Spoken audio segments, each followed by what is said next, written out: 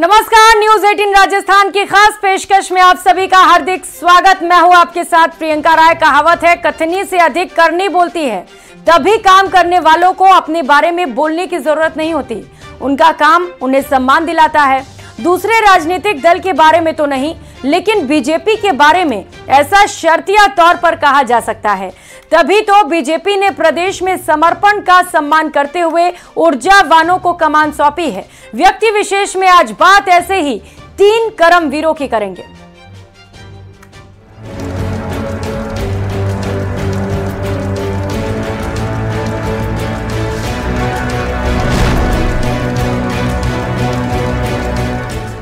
तो प्रदेश की सियासत में नए युग की शुरुआत हो गई है और इसकी कमान अब भजन लाल शर्मा के हाथों में है, जिनके सामने कई चुनौतियां भी हैं। देखिए इस रिपोर्ट में। नए युग की मैं भजन लाल शर्मा ईश्वर की शपथ लेता हूं कि मैं विधि द्वारा स्थापित भारत के संविधान के प्रति सच्ची श्रद्धा और निष्ठा रखूंगा। कहानी भजन लाल के संघर्ष की, कहानी सरपंच से सीएम बनने की। वो साल था 1998 का, जब राजस्थान के विधानसभा चुनाव में बीजेपी को बड़ी हार मिली थी। लगभग 8 साल की सत्ता का अंत हो गया था, जिसके बाद रेगिस्तान की जनता ने एक नया फॉर्मूला दिया। वो था हर 5 साल में सत्ता परिवर्तन का, एक बार बीजेपी और एक बार कांग्रेस। इस चुनाव में भी मतदाताओं ने सरकार बदलने का रिवाज कायम रखते हुए राज यानी कि सरकार को बदल दिया। इस बार एक नई परिपाटी देखने को मिली। इसे आप सियासत में एक नए युग की शुरुआत भी कह सकते हैं। ऐसी शुरुआत जिसमें दिग्गजों के बदले नए चेहरों को आगे किया। मैं भजन लाल शर्मा ईश्वर की शपथ लेता हूं कि मैं विधि द्वारा स्थापित भारत के संविधान के प्रति सच्ची श्रद्धा और निष्ठा रखूंगा। ताजपोशी की ये तस्वीर एक नए युग की शुरुआत का संकेत दे रही है। आखिर 2.5 दशक बाद बीजेपी ने नए चेहरे को राजस्थान की गद्दी पर बिठाया है, जिनका नाम भजन लाल शर्मा है। हालांकि सीएम बनने से पहले तक शायद आपने भजन लाल शर्मा का नाम सुना भी नहीं होगा। जिस दिन बीजेपी को सीएम के नाम का ऐलान करना था, उस दिन विधायकों की बैठक में भजन लाल शर्मा सबसे अंतिम पंक्ति में बैठे थे। लेकिन अब यही व्यक्ति राजस्थान का मुखिया बन गया है। देशवासियों से विकसित भारत संकल्प यात्रा, उत्थान और उन्नति के इस रथ को हर व्यक्ति की भागीदारी के साथ अपनी मंजिल पर पहुंचाने की अब नव पहल है। इस यात्रा के लिए भारत सरकार की ओर से 280 सुसज्जित रथ भिजवाए गए हैं, जो 17 दिसंबर 2023 से 26 जनवरी 2024 तक प्रदेश की सभी ग्राम पंचायत और शहरी निकायों तक ये पहुंचेंगे। भजन लाल शर्मा का नाम भले ही मीडिया में मुख्यमंत्री की दौड़ की चर्चाओं में ना था, लेकिन बीजेपी संगठन के अंदर खाने उनके नाम की चर्चाएं हो रही थी। हालांकि भजन लाल शर्मा को इतनी बड़ी जिम्मेदारी ऐसे ही नहीं मिली है। इसके पीछे संघ और बीजेपी की बड़ी दूर की सोच है। पार्टी आने वाले 25 सालों को ध्यान में रखकर फैसले ले रही है। बीजेपी को राजस्थान में लंबी सियासी लड़ाई के लिए एक मजबूत योद्धा की जरूरत थी। एक ऐसा नेता जिसकी उम्र भी ज्यादा ना हो, जो आने वाले 20 से 25 साल तक राजनीति में सक्रिय रहे। एक ऐसा नेता जो संघ और बीजेपी की विचारधारा में फिट बैठता हो। एक ऐसा नेता जो पढ़ा लिखा हो, तेज तर्रार हो, साथ ही जातीय समीकरणों को भी साध सके, जिसे जमीनी राजनीति का भी लंबा अनुभव हो। सफलता हासिल करने के लिए केवल मेहनत ही नहीं, बल्कि सितारों का साथ होना भी बहुत जरूरी होता है। ज्योतिष शास्त्र के अनुसार सीएम भजन लाल शर्मा की कुंडली के सितारे बेहद प्रबल हैं। उनके मुताबिक भजन लाल शर्मा की कुंडली में राजयोग बन रहा है, जो उनके आने वाले दिनों को और अधिक सफल बना रहा है। कुंडली के सितारे इनके समर्थन में हैं, जो पूरे 5 वर्षों तक राजस्थान के मुख्यमंत्री बने रहने का संकेत प्रदान कर रहे हैं। पिछले 25 साल से मरुधरा की सियासत सिर्फ 2 चेहरों के इर्द गिर्द ही घूम रही थी, लेकिन अब तीसरे चेहरे की दस्तक से नए समीकरण भी बन गए हैं। राजस्थान में बीजेपी ने सत्ता और संगठन दोनों की कमान ही युवा नेताओं के हाथों में सौंपी है। मुख्यमंत्री भजन लाल शर्मा 56 साल के हैं और ऐसे में युवाओं को भी साध सकते हैं। युवा वोटर पिछले कुछ समय से बीजेपी की बड़ी ताकत बने हैं। साथ ही सबको साथ लेकर चलना भी राजनीति में एक कला होती है और ऐसा भजन लाल शर्मा ने संगठन में रहते हुए करके भी दिखाया। भजन लाल शर्मा 2016 में प्रदेश महामंत्री बने।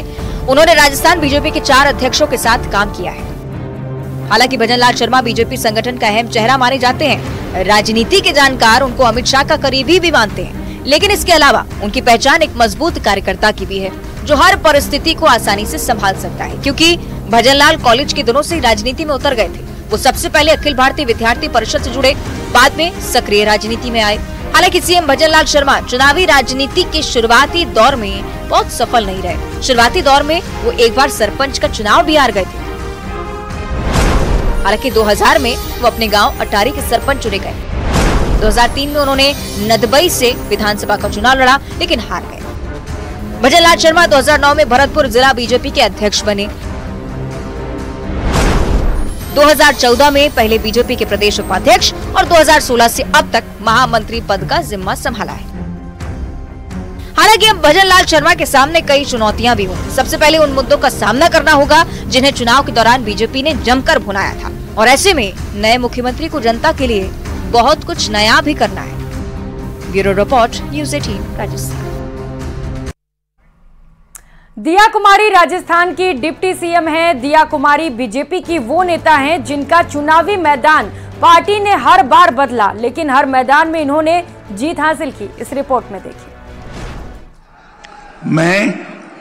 मैं दिया कुमारी ईश्वर की शपथ लेती हूँ कि मैं विधि द्वारा स्थापित भारत के संविधान के प्रति सच्ची श्रद्धा और निष्ठा रखूंगी।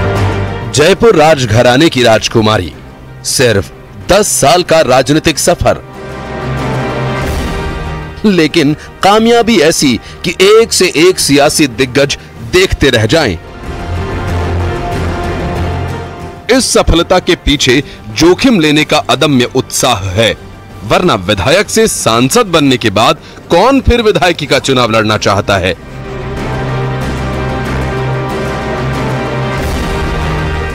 ज्यादातर लोग इसे डिमोशन समझते हैं, लेकिन ये दिया कुमारी हैं जिन्हें अपनी मेहनत, अपनी निष्ठा पर भरोसा है।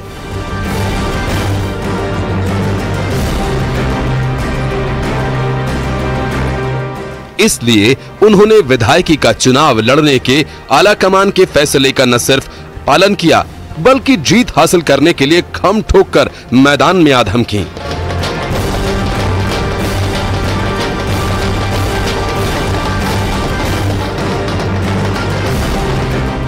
जीत के बाद दिया कुमारी को पुरस्कार भी मिला।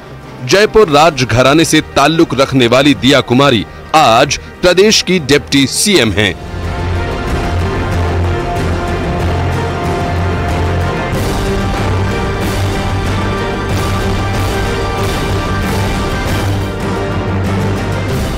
बेशक कुछ राजनीतिक पंडित दिया कुमारी को वसुंधरा राजे का विकल्प मानते हैं, लेकिन दिया की राजनीतिक कहानी इससे बहुत आगे की है। इन्होंने पुरानी लकीर मिटाने वाला विकल्प कभी नहीं चुना।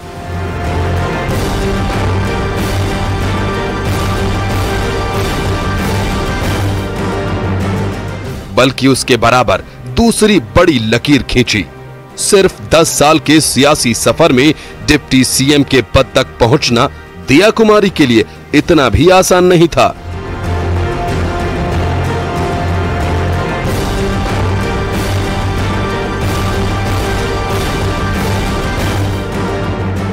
इसके लिए उन्होंने जमीनी सियासत का रास्ता चुना और अंत में वो दिन भी आया जब उन्हें इसका फल मिला।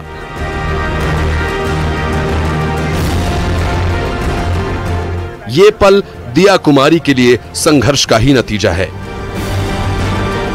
मैं दिया कुमारी ईश्वर की शपथ लेती हूँ कि मैं विधि द्वारा स्थापित भारत के संविधान के प्रति सच्ची श्रद्धा और निष्ठा रखूंगी। मैं भारत की प्रभुत्ता और अखंडता अक्षुण्ण रखूंगी।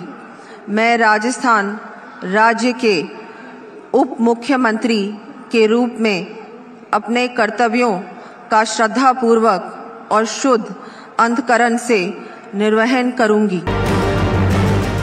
दिया कुमारी महिलाओं के अधिकार को लेकर भी मुखर रही हैं।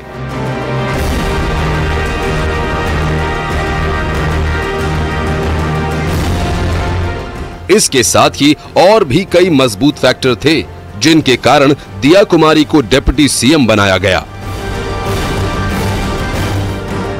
दिया कुमारी की उम्र 52 साल है।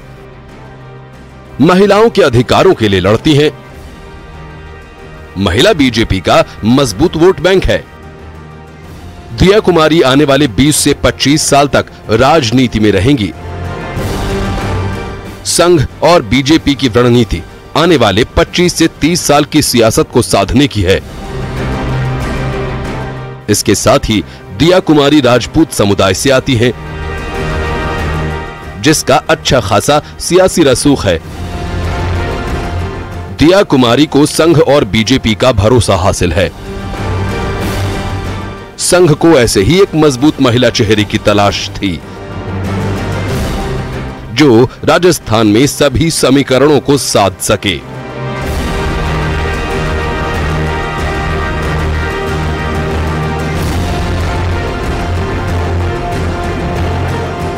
दिया कुमारी को बीजेपी ने 3 बार चुनावी मैदान में उतारा और हर बार चुनाव क्षेत्र बदल दिया गया।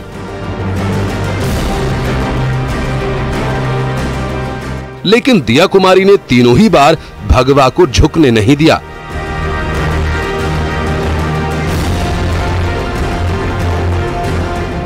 दिया कुमारी को बीजेपी ने सबसे पहले साल 2013 में चुनावी मैदान में उतारा था।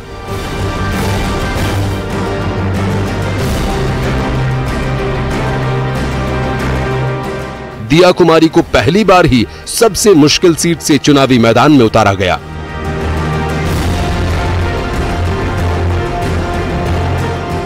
दिया के सामने चुनौती बनकर दिग्गज नेता किरोड़ीलाल मीणा खड़े थे।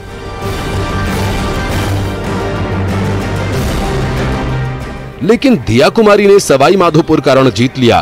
पहले भरोसे में ही दिया कुमारी खरी उतरी, लेकिन आला कमान ने उन्हें साल 2019 में राजसमंद भेज दिया।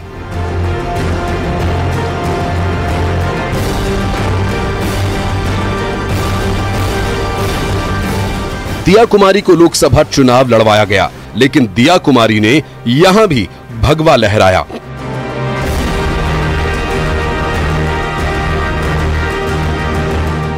राजसमंद सीट बीजेपी की झोली में आ गई।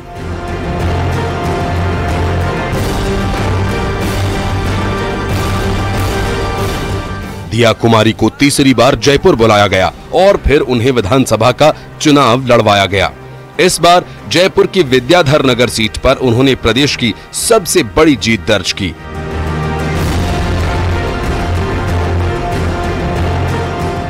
उन्होंने 70,000 से ज्यादा वोटों से जीत हासिल की।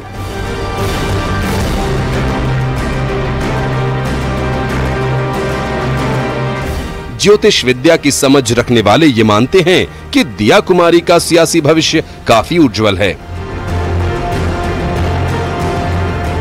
इस समय दिया कुमारी के ग्रहों की स्थिति बहुत शानदार बनी हुई है। जन्मपत्री भी बहुत ही मजबूत दिखाई दे रही है।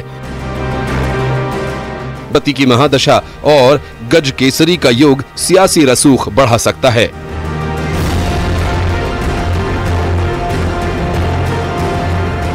दिया कुमारी को अभी सियासत में लंबा सफर तय करना है।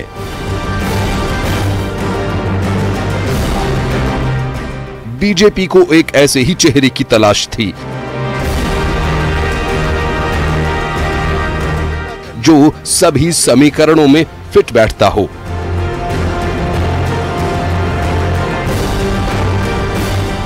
राजस्थान बीजेपी में बदलाव का दौर भी जारी है। 2.5 दशक बाद बदली सियासत को अगले 2.5 दशक तक जिंदा रखने के लिए भविष्य के समीकरणों को अभी से साधा जा रहा है।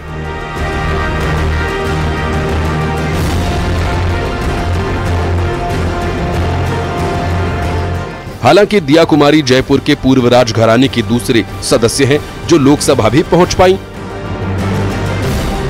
और उनसे पहले जयपुर राजघराने से गायत्री देवी चुनाव लड़ी थी। वे 3 बार सांसद रहीं। इनके पिता ने भी लोकसभा का चुनाव लड़ा था, लेकिन वो हार गए थे। अब दिया कुमारी परिवार की विरासत को आगे बढ़ा रही हैं।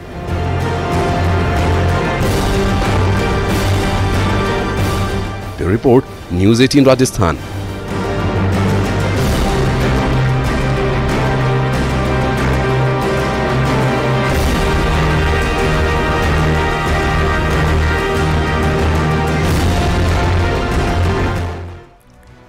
तो वहीं खेत में मजदूरी करने से लेकर डिप्टी सीएम बनने का सफर प्रेमचंद बैरवा के लिए आसान नहीं था। बैरवा बीजेपी की हर कसौटी और समीकरणों में फिट बैठते हैं। इस रिपोर्ट में देखिए। मैं डॉक्टर प्रेमचंद बैरवा ईश्वर की शपथ लेता हूं।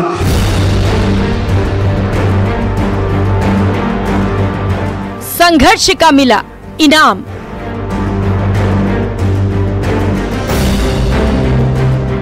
युवा नेता को कमान।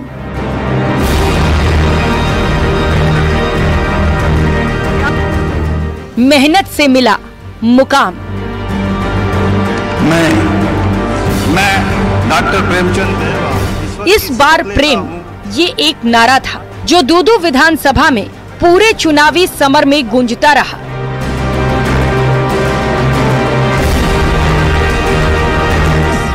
इस एक नारे ने पूरा चुनाव ही बदल दिया और चुनावी नतीजों के बाद ये नारा दूदू से बाहर निकलकर पूरे राजस्थान में चल पड़ा। प्रेमचंद बैरवा इस नारे पर सवार हुए और दूदू से सूबे के सियासी फलक पर छा गए।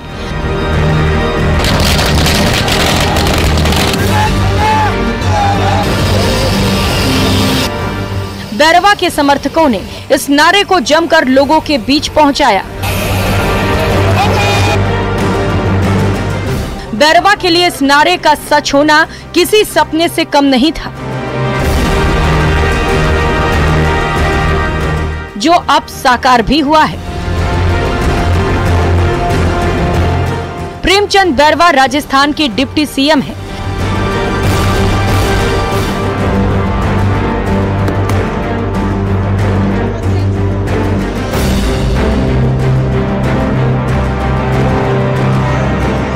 क्योंकि एक गरीब घर के लड़के ने शुरुआत से ही संघर्ष का रास्ता चुना था, ये संघर्ष रंग लाया।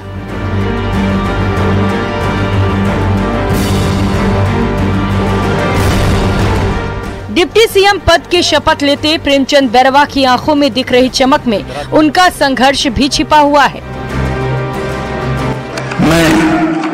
मैं डॉक्टर प्रेमचंद बैरवा ईश्वर की शपथ लेता हूं कि मैं विधि द्वारा स्थापित भारत के संविधान के प्रति सच्ची श्रद्धा और निष्ठा रखूंगा। मैं भारत की प्रभुता और अखंडता अक्षुण्ण रखूंगा। मैं राजस्थान राज्य के उप मुख्यमंत्री के रूप में अपने कर्तव्यों का श्रद्धापूर्वक और शुद्ध अंतःकरण से निर्वहन करूंगा।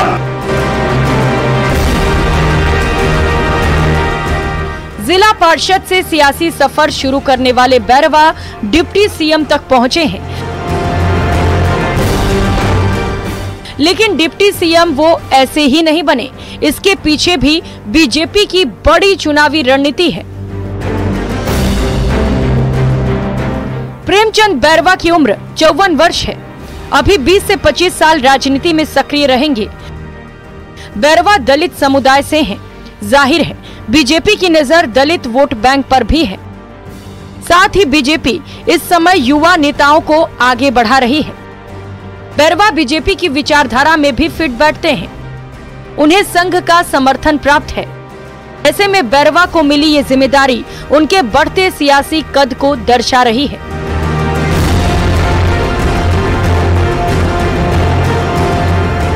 बैरवा ने बीजेपी में पूरी निष्ठा के साथ काम किया है। कभी पार्टी से कोई शिकायत नहीं की। यानी आप कह सकते हैं कि पार्टी के लिए एक समर्पित कार्यकर्ता रहे। बैरवा ने दलित समुदाय के लिए भी काफी काम किया है। इसी का परिणाम था कि पार्टी में उनका सियासी कद तेजी से बढ़ता गया और कई जिम्मेदारियां भी मिलती गईं।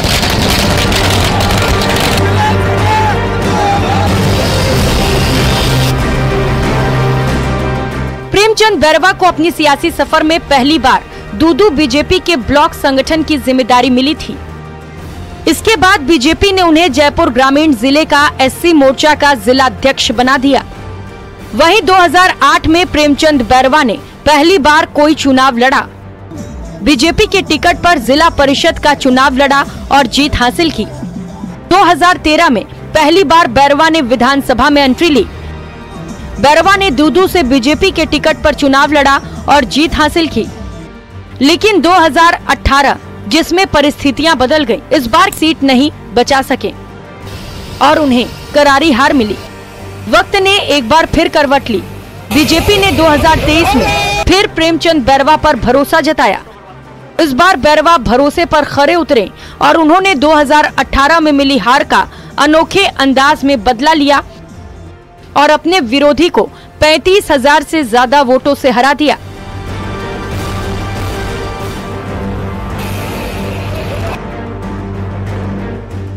प्रेमचंद बैरवा ने दूदू में बूथ लेवल तक कार्यकर्ताओं की एक लंबी टीम खड़ी की है, जिसने हर गांव ढाणी में पहुंचकर जनता को सुशासन का विश्वास दिलाया और इसके बाद एक ही लहर बनी, इस बार प्रेम। ये नारा ऐसा चला कि प्रेमचंद बैरवा जीत की तरफ बढ़ते गए।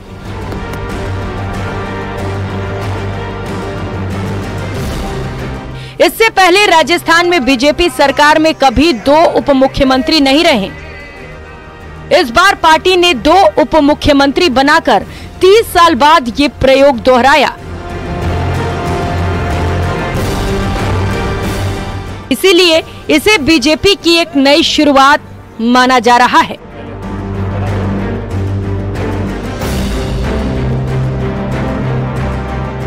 Bureau report, news 18 Rajasthan.